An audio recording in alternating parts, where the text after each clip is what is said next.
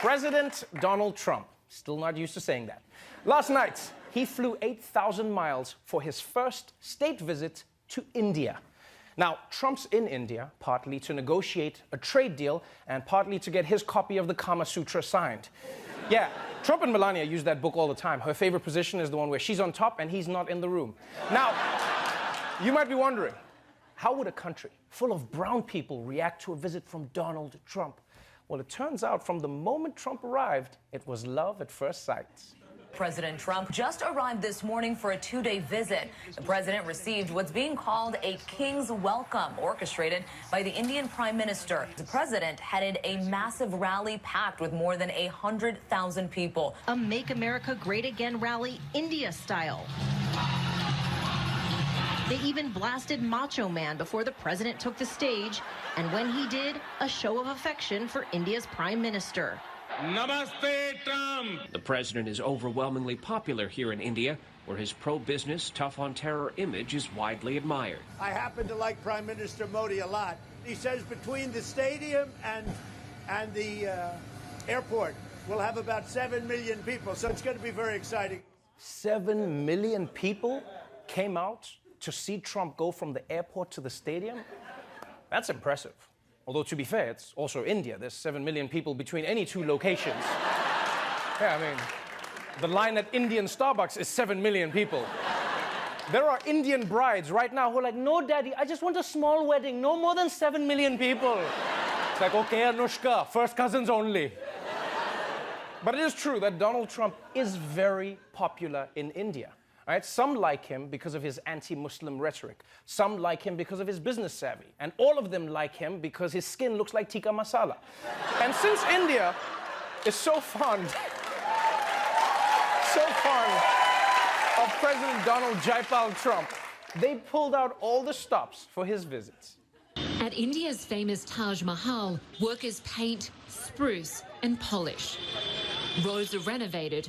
And nearby, the Yamuna River rises as millions of litres of water are released to cover its foul, polluted smell. Preparations included a hastily built wall that critics say was meant to block the view of a slum, keeping thousands of poor people out of sight. Yeah, India is trying so hard to impress Trump that they're building new roads, cleaning up dams, and even building a wall to hide their slums. And you know Trump's got to love that. He's just like, you see, they built a wall, and I haven't seen a single Mexican. It works, folks.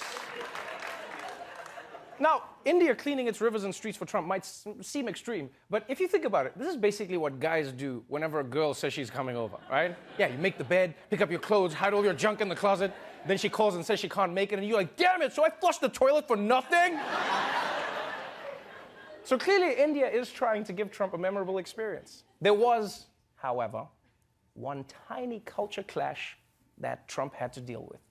Donald Trump is in India this morning, but he could be forced to go without his favourite meals of burgers and steaks. India's Prime Minister, Narendra Modi, a devout vegetarian, plans not to serve any meat to the president during his visit. One person who's familiar with President Trump's eating habits has told the media they're worried about how he'll cope with the lack of meat, saying, "I have never seen him eat a vegetable." I honestly don't know what's stranger. The fact that Trump might eat vegetables, or that people are actually worried about how it will go. Because you realize the news wasn't even snarky about it. They weren't like, haha, the president has to eat vegetables. They were like, yo, if Donald Trump eats broccoli, he could die. So this is going to be hard on Trump. And you know what I was thinking is what's worse for him is that cows are so sacred in India that they're allowed to just wander around in the city. So can you imagine how hard that's going to be for him? He hasn't eaten beef for 2 days, and then he's just going to start seeing cows in the streets, and he's going to be like, oh my God, I'm hallucinating. All the cows I've eaten have come back to haunt me. I'm sorry, cows. I'm so sorry. So sorry.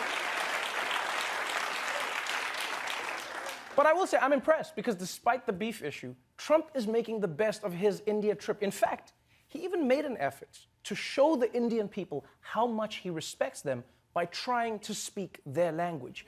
And it went about as well as you would think. India welcomes us at the world's largest cricket stadium right here in Ahmedabad. Namaste, Chiwala, Gujarat, Sardar Patel, Ashram, Sachin Tendulkar, Gujarat, Goa, Diwali. As the great religious teacher Swami Vivekanand once said.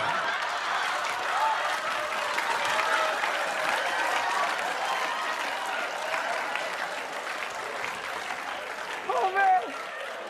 Oh, even if that pronunciation was right, that facial expression was so wrong. That looked like the most exercise he's gotten in decades. Just like, come on. All right, that's my steps for the day. I'm done. Oh, man. Now, this was really interesting. After Trump butchered half the Hindi dictionary, Indian Twitter lost their minds, right? People were coming on like, dude, it's not namaste, it's namaste. Who messes up namaste? It says namaste. But to those Indians, I say, please, don't be mad, right? Trump may not be able to pronounce Hindi words, but he can't pronounce English words either, so he's an equal opportunity offender. And besides, think about it. It would have been way scarier if Trump had come out all fluent in Hindi. Can you imagine if he just came out and he's like, "Kaise tumhare dil, main tumse pyar, aapka baal bahut sundar hai, kuch hote aaye, bigly." It would have been weird. So, that was day one of President Trump's trip to India. And you know what? I'm proud of the president. I'm really proud of him for teaching us a valuable lesson.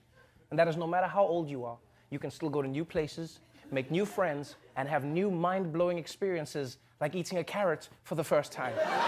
And to that I say, namaste.